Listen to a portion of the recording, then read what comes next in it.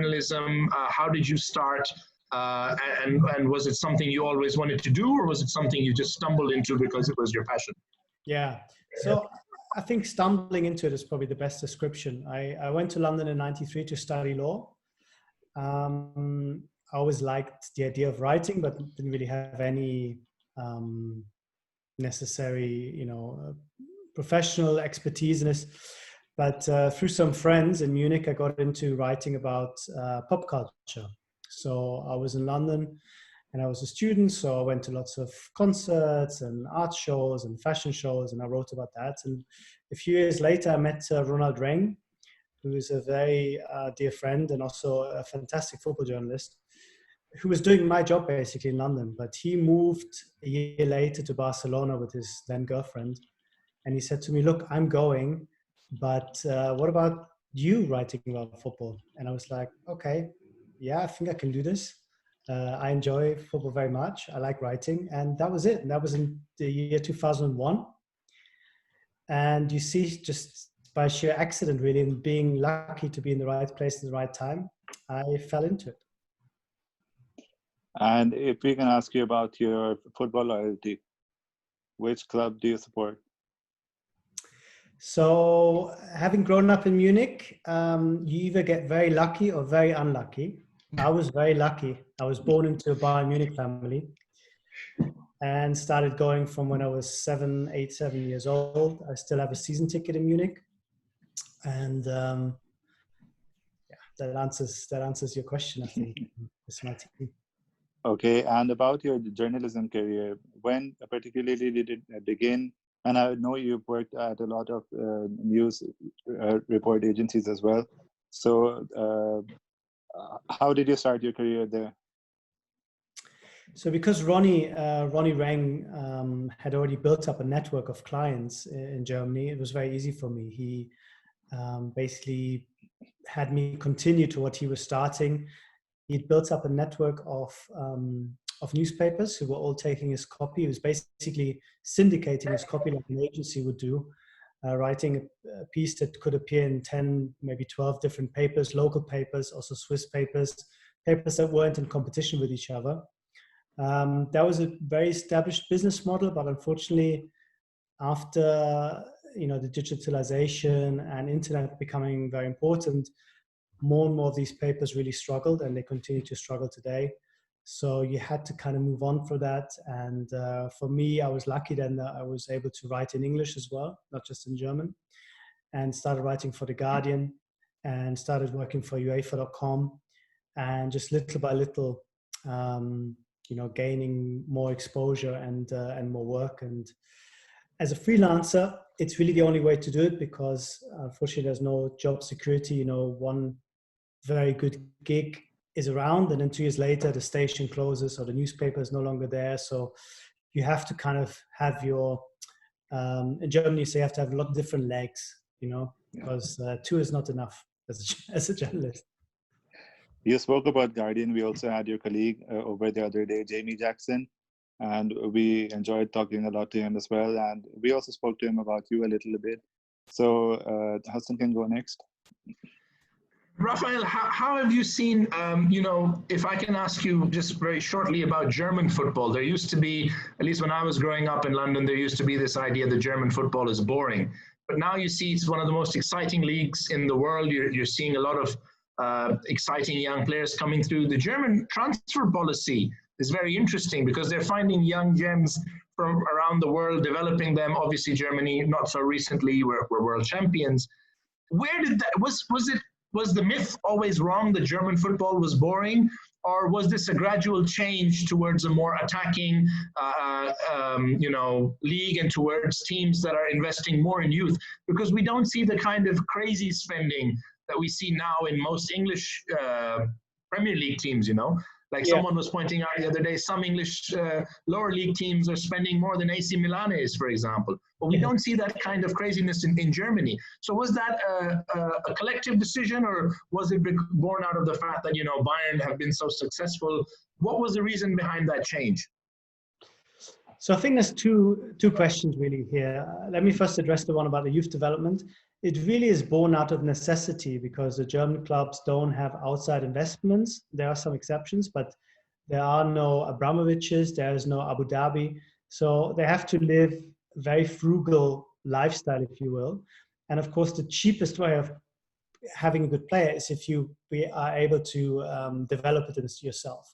So once Germany realized around 2000 that they needed to basically industrialize and professionalize youth development, it's just basically just a combination of huge numbers of players plus very professional development produces players. I mean, it's not rocket science. The French still do it better, I think, than Germany, but Germany have taken great strides, and it's seen as financially prudent, but also good for the clubs because, as you know, supporters always love it when young players come through that maybe are even from the same city. It gives you a special connection, special identity for the identification between the club, the player, the fans. And it also, maybe to move on to the next question, it also produced now for the last 20 years or so more technical players because we have better development, and that's why we have now Mesut Özil and Kai Havertz, players that perhaps 20 years ago you wouldn't have said that they're typically German in their style of play. German football as a boring thing, I think, goes a lot back to the national team. A lot of people would have been exposed to the national team in the 80s, maybe 1990, going forward as well, 2000, 2002. These were not necessarily exciting German teams. But at club level, if you're Bayern Munich, which is kind of the equivalent of Man United, you don't win by being boring. You win by winning, and you entertain your crowd by playing attacking football. And it's always been the case. Going back to the 60s, it's just basically, I think, that the stereotype from the national team has kind of dominated the narrative, if you will, and the perception. But I think that has all changed. And you only have to look at Dortmund or Bayern now. And, if you find that football boring, then maybe you should watch something different because I don't think it gets much more.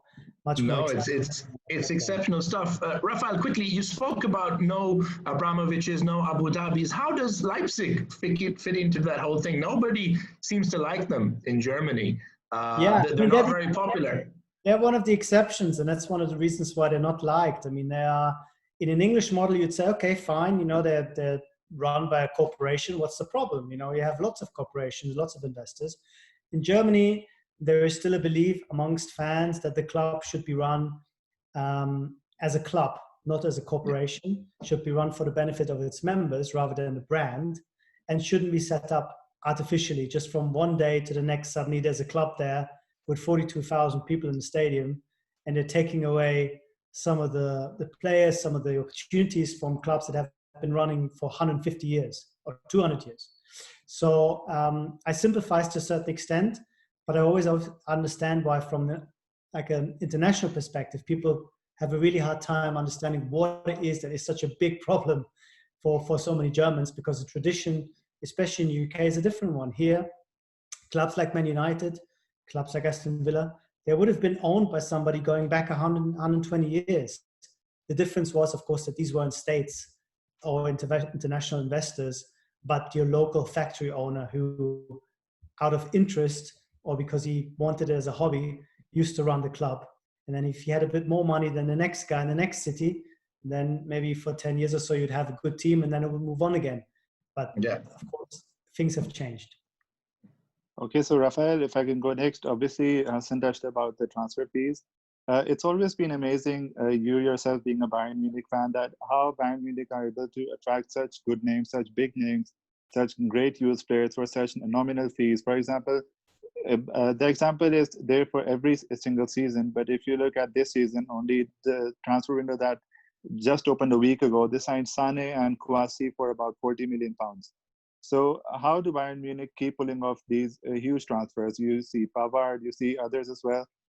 Why aren't they charged a similar amount of fees that you can say that English clubs are charged? I mean, with Kouassi, it was a free deal. He was out of contract and Bayern threw lots of money at him. So on paper, it's free, but in reality, it would have cost a lot in terms of the fees for the agent, sign-on fees. Same like Lewandowski, on paper, he was a free deal. He ran down his contract, but why did he do that? Because Bayern paid him loads of money that otherwise would have gone to Dortmund. So it's not the full story. It's a bit like Chelsea signing Ballack for free. Of course, he wasn't signed for free, cost a lot of money in wages. But there's two things that are true.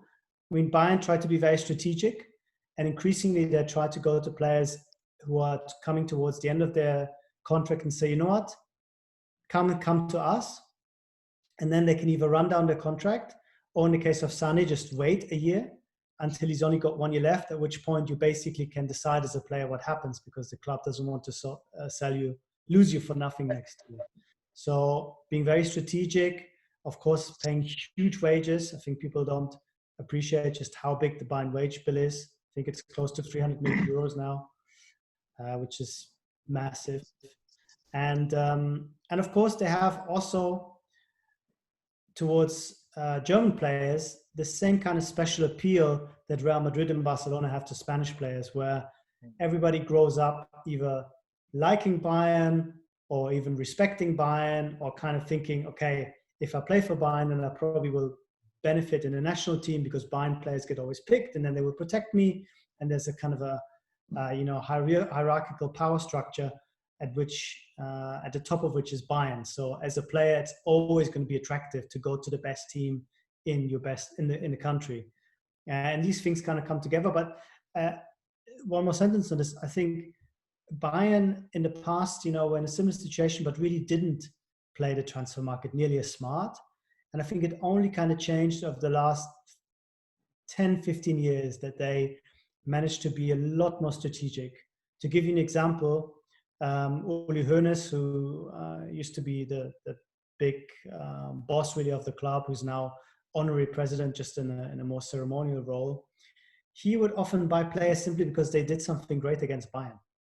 They would score 2 goals and suddenly they're a Bayern Munich player like the next day, which is one way of scouting, but it's not really very effective.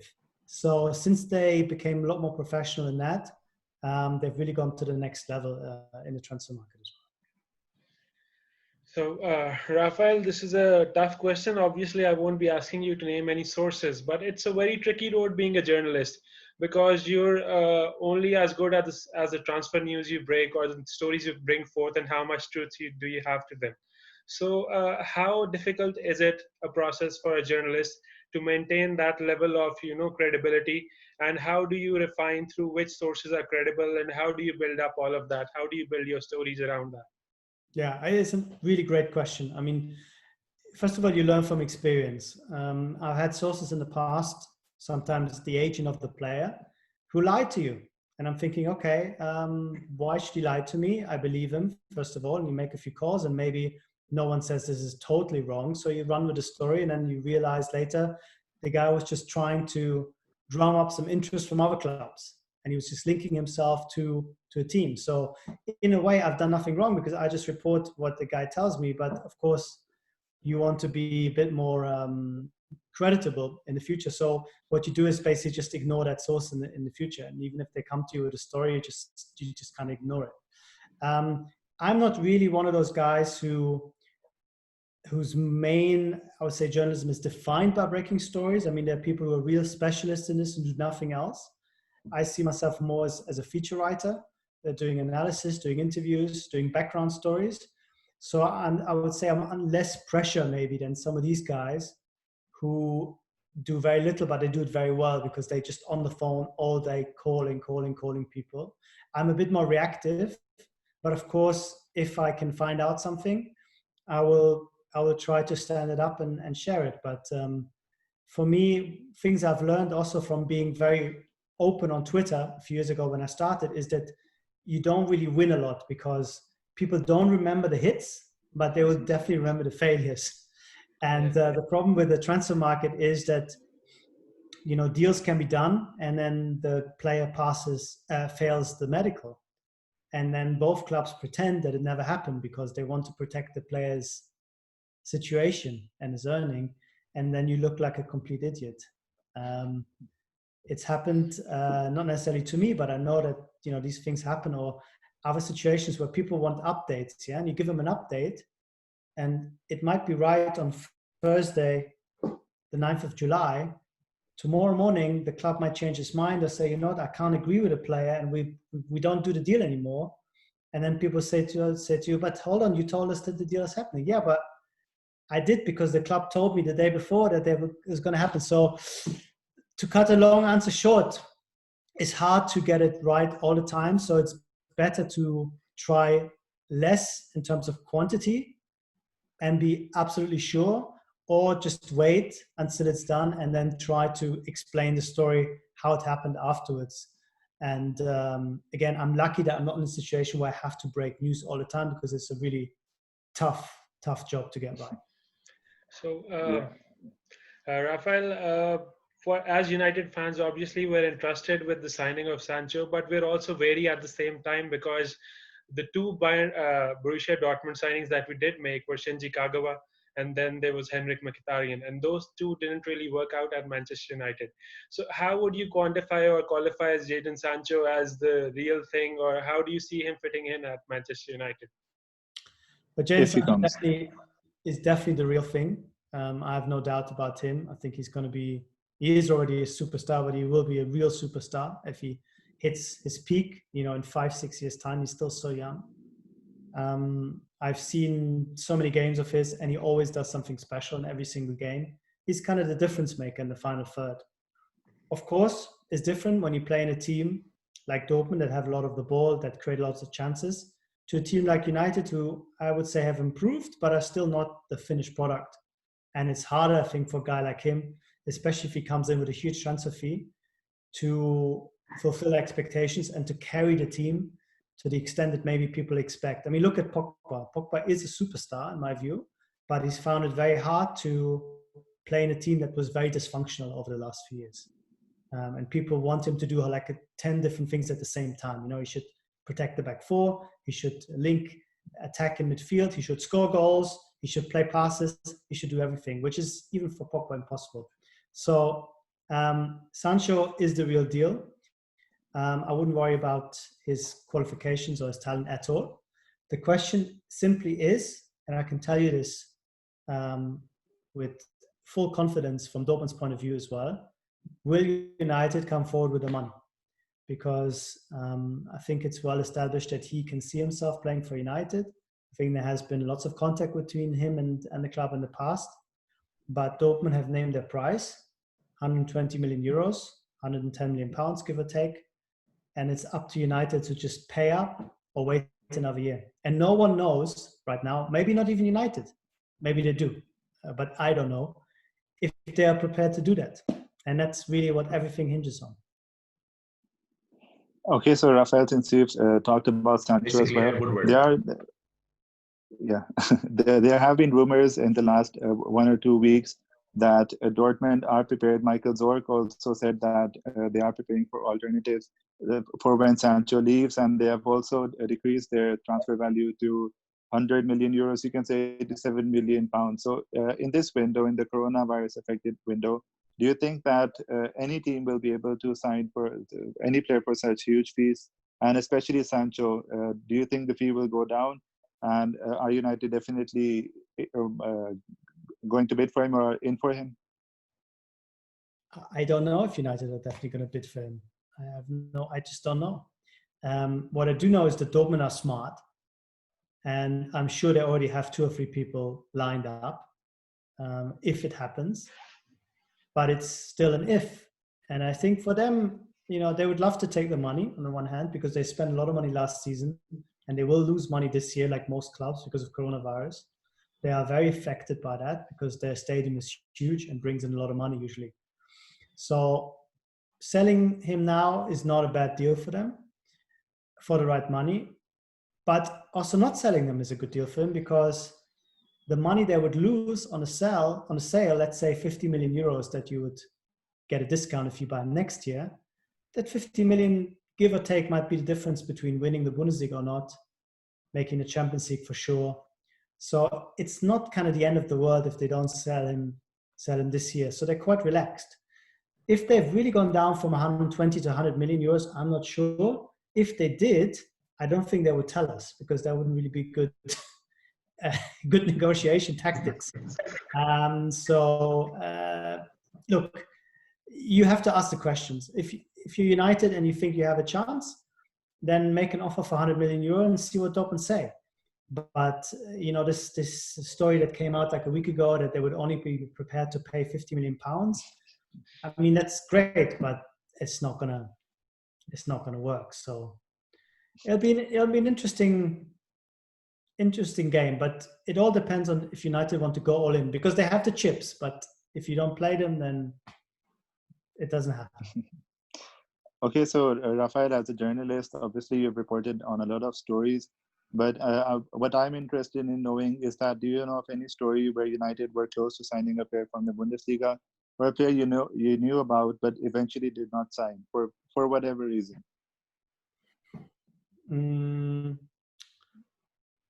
I can't think of one that hasn't been reported yet, but they did come pretty close to signing Thomas Müller when Louis van Gaal was there. They put in an offer for 100 million euros. They talked. Müller thought about it, but ultimately decided, along with Bayern, that he didn't want to do the deal. That's one I can think of at the top of my head. I'm sure there are others which might come back to me later, but United are in a bracket of players where if they want to make it happen, it usually happens. Of course, there are exceptions. Ronaldinho a few years ago, you might remember. Don't know, you may be too young to remember. I do remember. We remember. Ian Robben was a player that Ferguson wanted to sign, and he went to Chelsea, and Ferguson took it very, very badly. But we're talking about, as well. Yeah, when we talk about Sancho money, it's no coincidence, especially in this market, that United are the only buyers, which works in their favor because they can negotiate without having the fear of somebody else overtaking them in terms of the money. But it also shows you just how difficult the market is at the moment, that even a generational talent like Sancho only has one club to go at the moment. It's a very unbalanced market this year, which we still haven't found out if these big deals will actually happen or not, or if there's just a lot of talk. If Sancho happens, again, one of those lessons from the past is big deals often happen like the next year. If you remember about Ronaldo, if you remember about Beckham, there's a lot of talk in one year and the parties can't quite agree, but they kind of leave each other thinking, okay, we'll meet again next year, and then things will be sorted out. And I'm sure that would happen with Sancho if it doesn't happen this year. Okay, so one last player I would like to ask about, because in the comments I'm reading a lot of comments about Toni Kroos. Toni Kroos was heavily rumored to come to United. In your view, why did it not happen? Well, I had a chance to speak to Toni Kroos in February and asked him that question, and he said yes, it was basically a done deal between him and David Moyes. But then Louis van Gaal came in and basically stopped either talking to Kroos, or the club stopped forcing the deal through. The trail basically went cold, and then Real Madrid came calling, and the rest is history. It worked out well for Kroos, maybe not so much for United. Yeah. Painful history. Okay, so I have one question from the comments, and it's about German football, basically. Hamburger, one of the traditional giants of Bundesliga, are now stuck in the Bundesliga 2 after getting relegated in 2018-19. What went wrong with them over the last 2 or 3 decades that led to this decline? They just made lots of bad decisions. The worst one of all was not taking Jurgen Klopp in 2008. They had a chance. They sent a scout to Mainz. The scout came back saying, nah, he wears jeans with holes, doesn't shave. I've heard he comes late to training. It's not for us. Of course, he went to Dortmund instead, and that was it. And basically, Hamburg at the time were the bigger club in Germany, even as late as 2008, were ahead of Dortmund. They were in 5th position. Dortmund were in 8th. But of course, Dortmund's reemergence and the strength of newer clubs like Leipzig made it progressively more difficult for Hamburg, because they need to finish the top of the table, and they just went down every year, down, getting the wrong manager, getting the next wrong manager, getting the next wrong manager, making the wrong signings. And suddenly you wake up and thinking, where did it all go wrong? But it's the culmination of lots of bad turns that they took over the years. And I'm hoping that they will come back, because I've always had a soft spot for them since the 80s. And Hamburg is an amazing city with real wealth, and they could really be a Bayern Munich. They will have a lot of catching up to do, but in 1983 they were on the same level, and one club went that way and one club went that way. And it's a shame, because I think a Bundesliga could really do with a strong Hamburg. Okay, and there is also one question about Bastian Schweinsteiger, a Bayern Munich legend, obviously, who didn't work out at United. Why do you think that was the case? I think he was quite physically quite maybe not how do I best put it? I think he was just basically a little bit over the best as far as his physical condition was concerned. This guy played a lot of football. He'd amassed quite a few injuries. And I think he basically arrived at United not fully fit and never really got going. And then, of course, we don't know what would have happened if Jose would have given him a chance. But I think Jose on day one said, sorry, you're not playing for us anymore. And then I think he played 3 or 4 games at the end, by, which time it was basically over. So very hard to say what would have happened if he hadn't picked up an injury, if he had been more fit. We don't know, but of course, one of the reasons why Bayern did sell him is because they felt that he perhaps wasn't quite able to play at this level anymore, and they wanted not to kind of kick him out. So United basically did him a huge favor by making that offer, and then Bayern, with Pep, made it very amicable. But I don't think it was a smart buy from United. I understand why he wanted to do it, because he did have a real sort of childhood fascination with Man United. But unfortunately, I think physically, he just wasn't able to perform with the injuries, and then with being frozen out from Jose. So in an alternate history, maybe he comes 2-3 years earlier and he's a superstar for United. But I think the timing was wrong. As with so many things United have done in the last few years. Raphael, if we talk about German football again a little bit, we're seeing them invest very intelligently in young players, especially French young players now. You're finding, at Leipzig, at Eintracht Frankfurt, you're finding them picking these players. One thing that's always interested me is that you would always see a lot of people from, I would imagine, maybe I'm wrong, but I would imagine that for someone coming from South America or someone coming from Africa, Germany and England are somewhat similar in that, they don't speak French and they don't speak Spanish, or is coming to a different thing. Obviously, the Premier League offers money, which I'm sure that most Bundesliga clubs don't give that kind of money. But now we're seeing a lot of young, exciting players head to Germany. What do you think the reason behind that is? Not everyone ends up at Bayern Munich or Dortmund, but a lot of players are willing to go to smaller clubs, become slightly better, improve.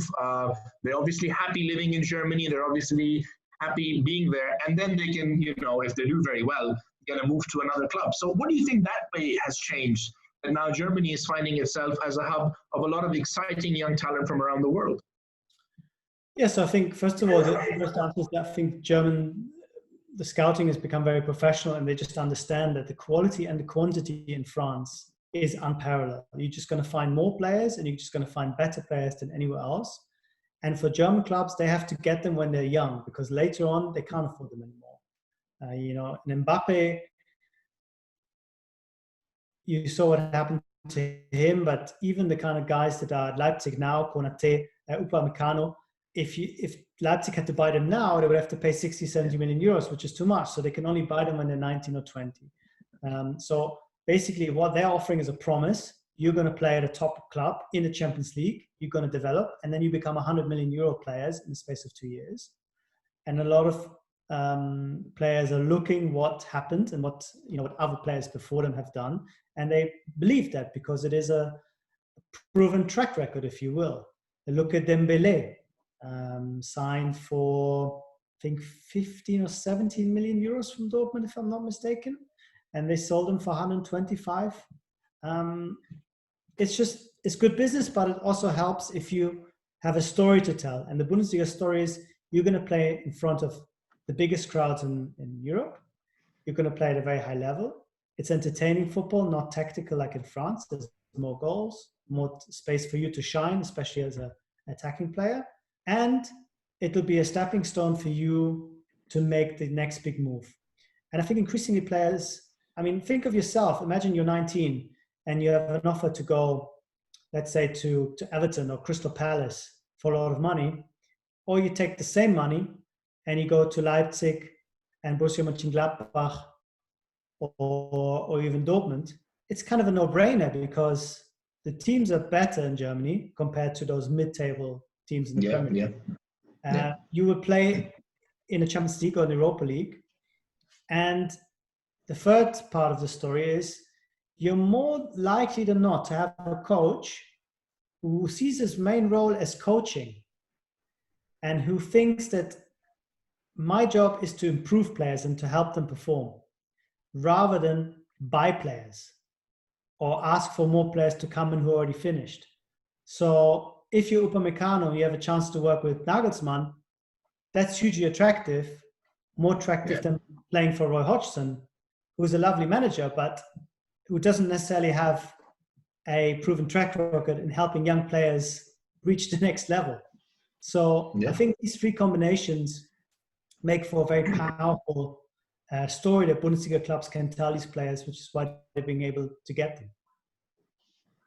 Okay, so Raphael, sorry, Ismail, just one more thing connected to the same thing, Raphael. You mentioned France, and then at this World Cup, I think if I'm not wrong, the overwhelming majority of the Algerian and Moroccan teams is guys who were born and raised in France. You know, the talent in France is not just playing for France; it's playing across the African continent. It's playing in other countries. We also saw that for a bit with Germany, when Turkey did so well, was with a team full of guys who were born and raised in Germany, played their football in Germany, and then obviously now we've got teams like Bosnia and Croatia and those people also having guys who have lived in the German-speaking part of Europe or in Germany itself. So within Germany, is there something similar to what there is in France, that we're losing too many guys to other countries, or is Germany relaxed about the fact that, look, because the best ones do end up seem to playing, like Ozil would be rated by many as perhaps being the greatest Turkish player of all time if he played for Turkey, but he obviously chose Germany. So is something similar there in Germany like there is in France? Yeah, I think there is. There's always a fight for the biggest talents, and Germany again learned from some of the mistakes. I mean, the 2002 team was, I think, a wake-up call for Germany from Turkey, because they realized we missed out on these players. If we'd only perhaps worked a little bit harder when they're young, they could have chosen us. And I think now they're much more proactive in doing that. And they also, I think, understand that, like in France, the demographics of football are often such that people from immigrant background, from financially less secure parent households are the guys who play football all the time and who perhaps have an even bigger drive to make it, rather than the middle class guy who goes to college and has like 100 options available to him. These guys, some of them, football is their only way to progress, or at least they perceive it that way. So it's important that you get those guys as well as the mega nice guys who are already kind of in the system. And I think the German FA are very careful not to miss out. But of course, you will still see some slip through the gaps, but not like in France, because the numbers in France are just off the charts. And too high.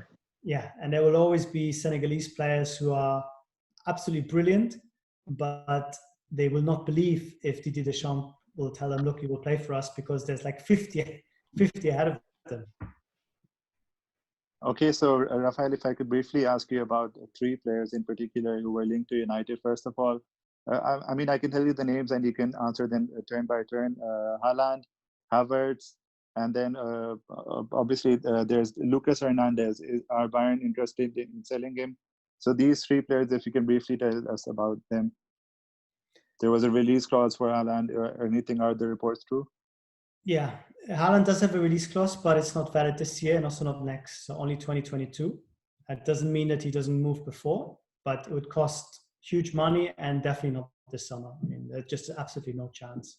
And of course, he had a chance to go to United in January and said no. So I don't think he would have changed his mind in 6 months. Havertz is a player that United have had an interest in. There were talks in the past between him and between Man United and his agents, but talks like with everyone else, not complete, just keeping in touch, just talking.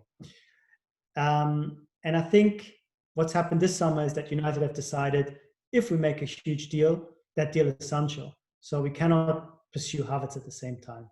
So that's why I think that has gone a little bit cold this year. And the third one, Lucas Hernandez,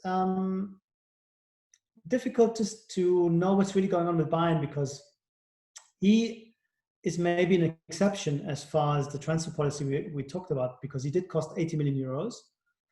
He's been all right, but really hampered by injuries, and we still haven't seen him at his best. And some people in Munich say that if a big offer were to come in, especially with Bayern having so many center backs, that Bayern might be tempted. But the official version is always, no, he's not for sale. No, we don't want to sell him. And I think both might be true, as strange as it might sound, because I don't think they have an intention to sell him. But at the same time, if somebody were to come in with a big offer, I think they would think about it. But again, I haven't heard or seen anything that would suggest that a deal with Man United is somehow being discussed or is on the cards. Not to my knowledge. Okay, Raphael, you already mentioned that, Bayern Munich, Borussia Dortmund, they paint this picture to players that you come in, you play with us, you play at the highest level, and then you can move on. But being one of the Not for Bayern. Bayern keep you. Well, Bayern, you're in a golden age. They don't let you go. Yeah, but Borussia Dortmund, let's say Borussia Dortmund is a good example of that. So why don't they try and compete with the top clubs? Why do they have this business model where players are treating Borussia Dortmund as a stepping stone? And Borussia Dortmund has challenged for the highest places in Europe, and they've done really well in Champions League. So why don't they, settle down and try for the Champions League genuinely, instead of, just bringing in players, improving upon them, and, getting good business out of the whole ordeal? It's a question of finances. A top earner at Borussia Dortmund will maybe make 12, maybe 13 million euros, 12 million pounds, 11 million pounds. So the moment somebody comes in and offers 16 or maybe 20 million pounds, you cannot keep the player. And Dortmund cannot afford to double everybody's wages. They've become better at it. They no longer have to sell everyone very quickly like they did when Klopp had success, when Shahin left and Barrios left and Kagawa left and Lewandowski left and Götze left. They're in a much better position now. Now they can say to United 120 million euros, yes or no. But they're not in a position yet where they can say everyone stays, because it's going to keep them so much money that they cannot leave anymore. Only Bayern can do that. But to give you a sense of the numbers here, Bayern's turnover last year was 750 million euros.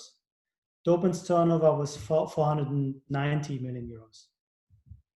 So Bayern have, give or take, 50% more money available in Dortmund. And whereas Bayern are in the top 3 or 4, Dortmund are in the top 12. So that defines the market. And there comes always a point where it's just not possible to keep the player. They're growing, and they've made, taken giant strides in the last 10 years, if you think where they were in 2010 and where they are in 2020. But it's always going to be very, very hard, not to say impossible, to compete with the kind of wages that the very top teams play, because there's still a massive gap. Okay, so before I move on to the next question, Raphael, I'm reading a lot of comments, and a lot of Pakistani fans are thanking you for coming on, and they're really enjoying your analysis and your views on the transfer market as well. So again, thanks for coming on. And the next question, you obviously spoke about some players who choose to go to Germany when they're 17, 18, 19, instead of playing for the likes of Everton or Crystal Palace in the Premier League. But there's one player who United were heavily linked with, but now apparently is going to Dortmund, Jude Bellingham. What do you know about him? Yeah, so Bellingham is basically a done deal. It's been a badly kept secret that Dortmund have won the race for him. I think he wants to do what Sancho has done, and I think it's not necessarily a decision against United, but I think it's a decision for Dortmund and what they can offer for him, which I think is a more easier way to grow and to improve than to now play for United. I think United's story under Solskjaer, especially this year, is increasingly a good one because they can show that young players get a chance, and this is a team where you have an option to break into the side. But at the same time, I think it doesn't quite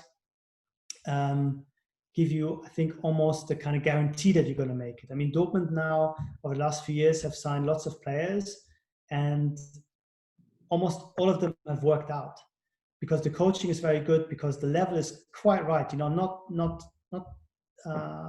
big enough, but also not weak enough for these players exactly to thrive at the right place. I mean, if the Premier League was a little bit different, you would have a situation that you used to have in Germany where if a player was a little bit too young to make it at Bayern or to Dortmund, they would send him to another Bundesliga team. Philipp Lahm is a great example. He played 2 years at Stuttgart. Markus Babbel played at Hamburg.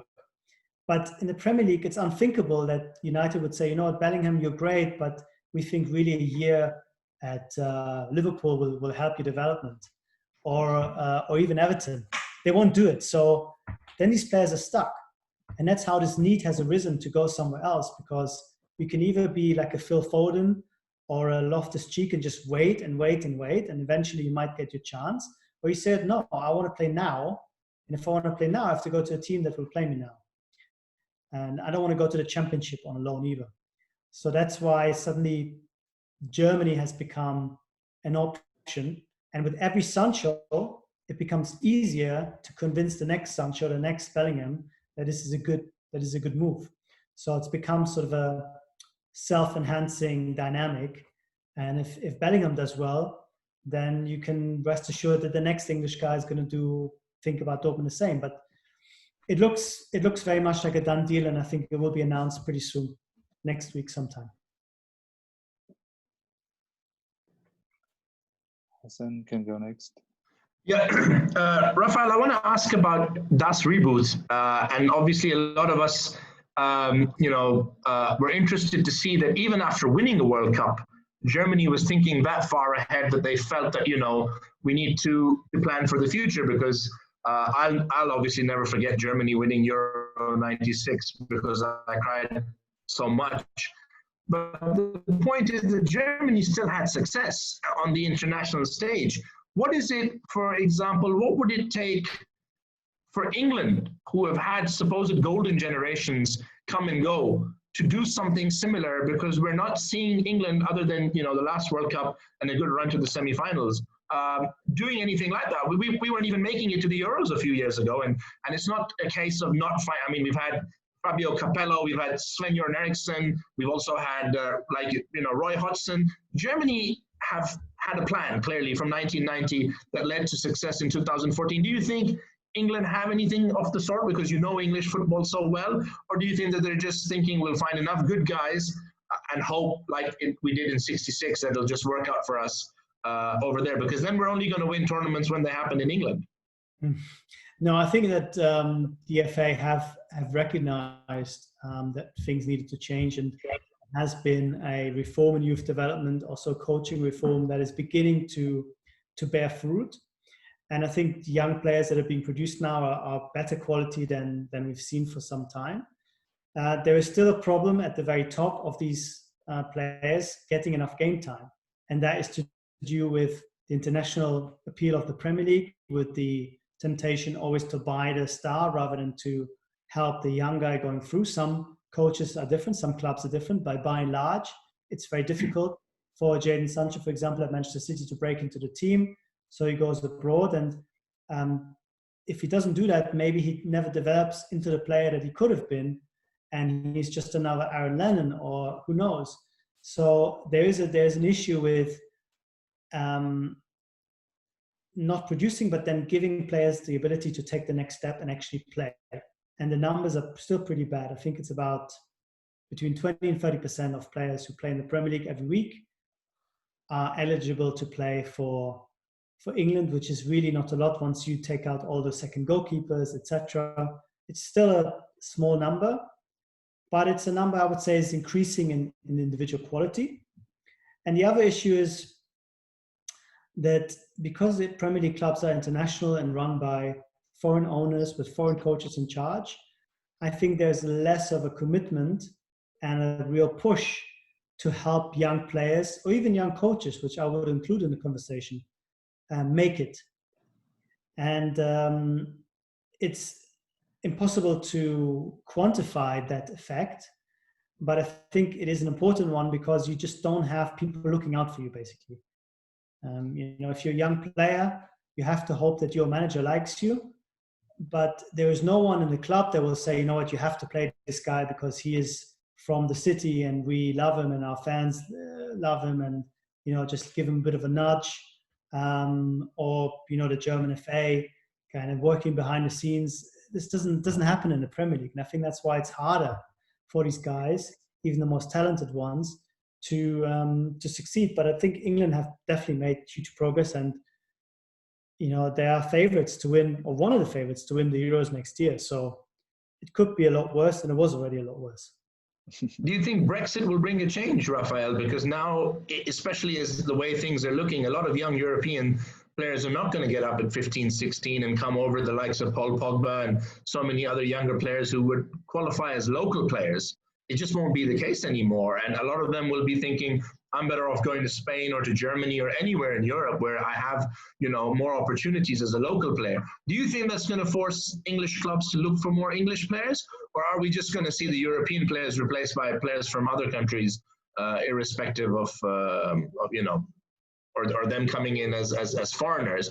Because it won't really change the rule, will it? You'll still have all those players, or will we suddenly, in the Premier League, there will be a push to play more English players, because then you pay premium for them, don't you? Harry Maguire is an example. He would have cost a lot less for us if he wasn't English. Yeah. I mean, there's two things. I mean, on the youth side, it will be impossible to sign players under 18 unless they're European, because FIFA doesn't allow it, and the only exception is under European law. So unless there's a separate agreement between the UK and FIFA, or England and UEFA, it's not going to happen, which will make it more difficult for young players to play, which, as you said, will increase the premium for young English players, for sure. The alternative, or the other knock-on effect, is harder to predict because we don't know yet what kind of settlement we will see between the government and the Premier League, and between the Premier League and the other football authorities as far as taking foreigners are concerned. Will everybody have to jump through the hoops like South Americans do now? Or they have to be internationals, or they have to qualify as extraordinary talents, goes through a committee? We don't know. It's a possibility. But I think the Premier League understand that their value comes from being able to attract international talent. And I think the government will be very careful not to jeopardize this. So I could easily see some kind of fudge or some kind of exceptional rule just for football, just to protect that, even though, people in restaurants will say, but we can't have the French waiter anymore. Why should you have the French centre back? I think the government will find a reason to explain it. Okay, so Raphael, before we sign off, I just want to ask you, apart from Sancho, is there any name that you would know of that is being linked to us or is close to us, or any interest from United?